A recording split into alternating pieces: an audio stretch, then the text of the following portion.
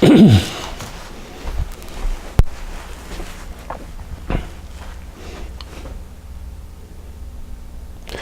everyone, I'm Dr. J.T. Castellano.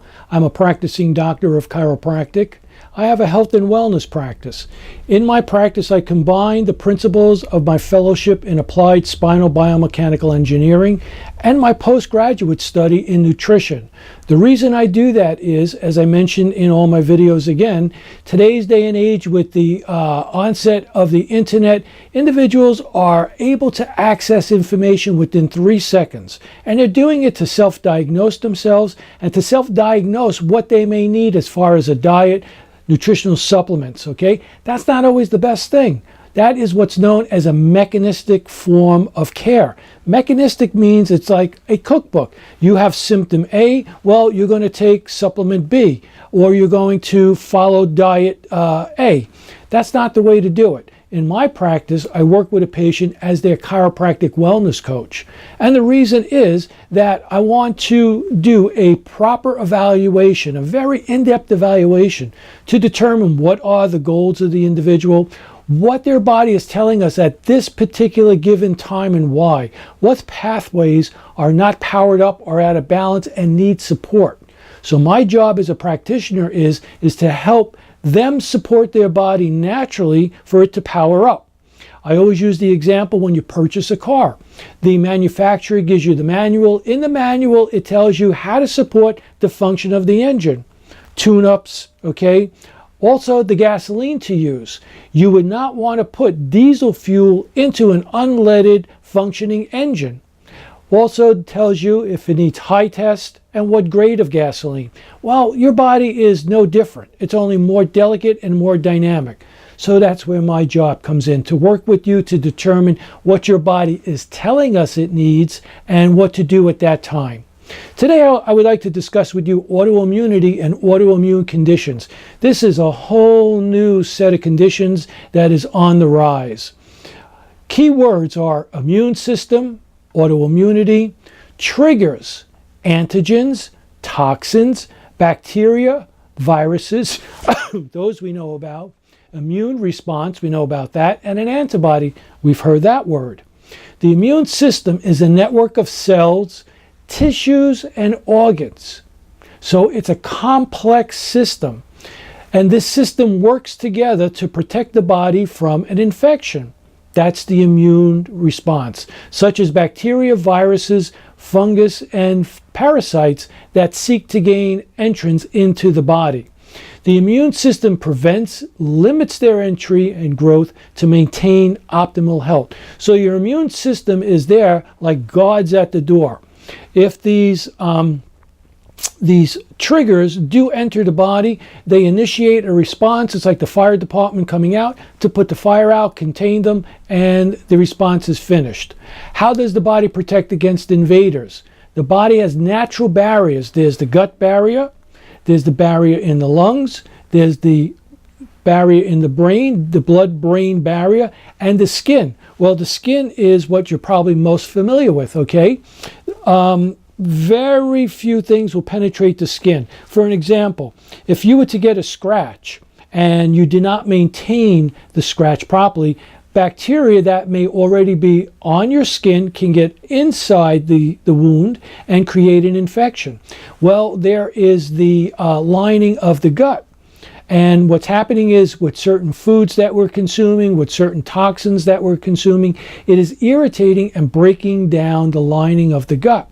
That's what's known as leaky gut syndrome, okay? And individuals, specifically individuals who cannot tolerate gluten, will produce a celiac condition.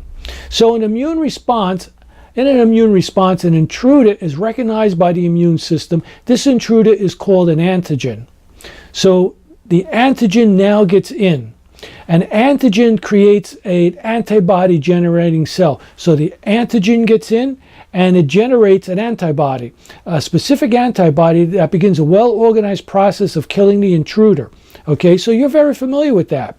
You get the flu. Okay, the virus gets in, the bacteria gets in, and the body recognizes it. The antibodies are formed, attacks it, and it's over. In a general immune response, the intruder is identified and destroyed. The immune response is to create antibodies, inflammation, heat, and swelling. Well, we know the antibodies are produced, but what's the inflammation? Well, the inflammation is when you sprain your ankle and your ankle swells up. That is part of the autoimmune reaction, part of the immune reaction, for the healing process. So the swelling takes place. It enables an increased amount of blood flow because there's damaged tissue. Proper cells have to be supplied to the area to begin the healing process. Also, when you have a flu, you generate a fever, okay? Now, the creation of inflammation is a natural process of the healing process, okay? So everyone thinks inflammation is bad, take something to stop the inflammation immediately. Well, the initial onset, it has to be there because that's, again, a natural process of the body. Although the presence of inflammation is a natural part of the healing process, it wasn't designed to have a continued presence in the body. There's the key. It's not supposed to be there continually. It's supposed to be formed, do its job, and then decrease and disappear. The problem is today that there's ongoing inflammation. This continued presence of the antigen, antibodies, and inflammation causes the immune system to increase its efforts by going to the next level. So the antibodies are there, the inflammation is there, the swelling is there, and it's not being resolved. So now the immune system, okay, sends out an alert and raises its level of attack to the next level. Okay? Chronic inflammation, chronic conditions, autoimmune conditions, this is where these develop. Okay? It's the immune system going to the next level because what's happening is the response is not getting to the cause because the cause is repeatedly being there. It's not being stopped. Autoimmunity is the immune response of an organism against its own cells and tissues. So how is that happening?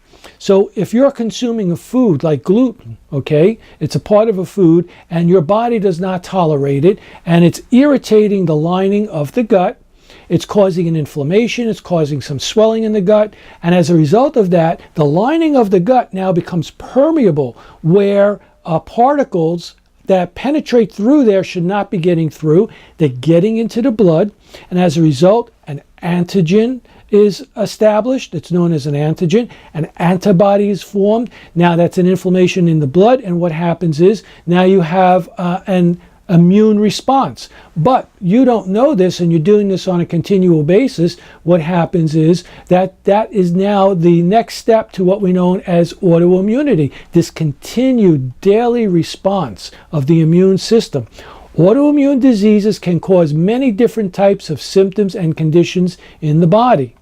Rheumatoid arthritis, we've all heard of that for many, many years. Lupus, multiple sclerosis, celiac disease, there's the gluten, psoriasis, and more. Although there are many different types, they are all similar in one aspect. They can affect many different organs. The key is an immune response caused by systemic inflammation leads your body to attack itself.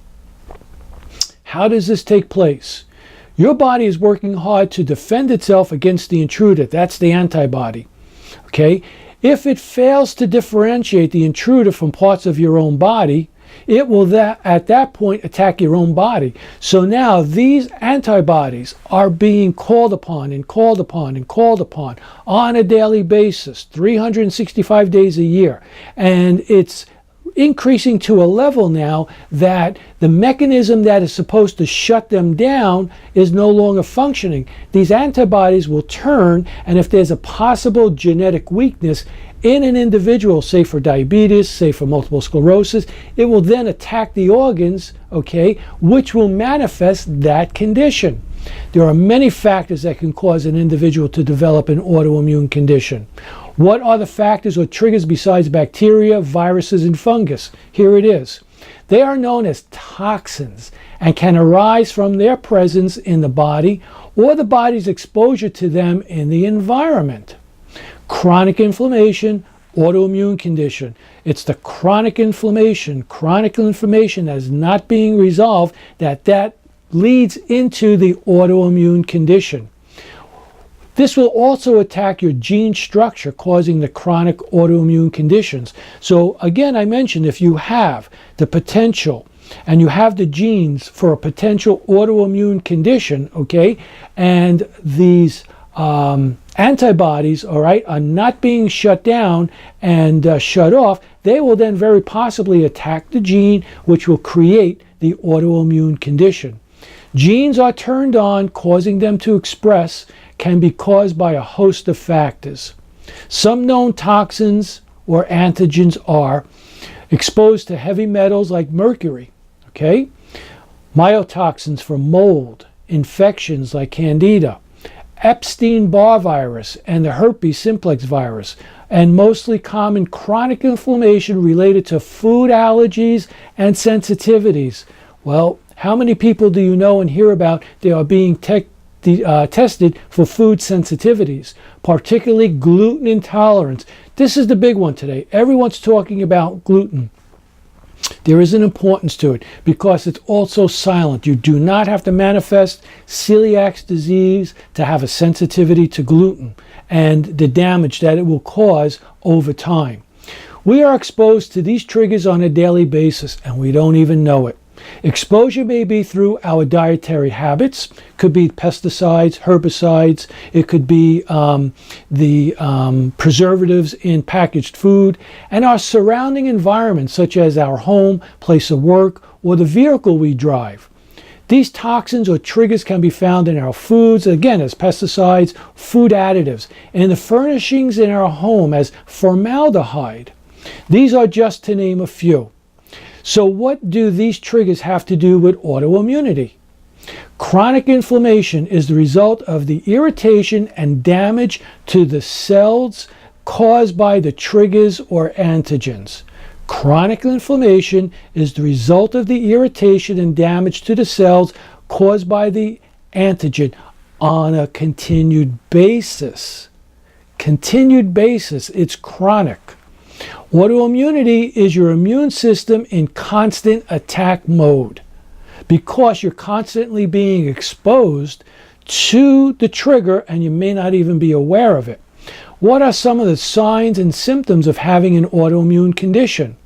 Extreme fatigue, muscle and joint pain, muscle weakness, swollen glands, inflammation, susceptibility to infections, sleep disturbances, weight loss or weight gain, low blood sugar, blood pressure changes, candida yeast infections, allergies, digestive problems, anxiety and depression, memory problems, thyroid problems, recurrent headaches, low-grade fevers, premenstrual syndrome, recurrent miscarriages. How do you check for an autoimmune condition? Lab markers, blood test.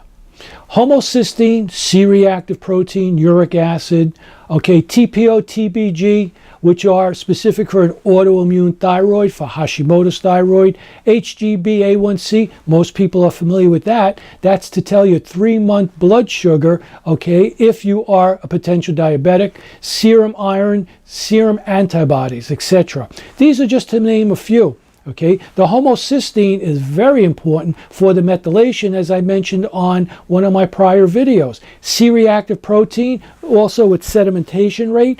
Uric acid is a lab to determine inflammation in the body. If these labs are high, there's inflammation present somewhere. The next step is to find out where and why. You can access my website at chirocaredoc.com.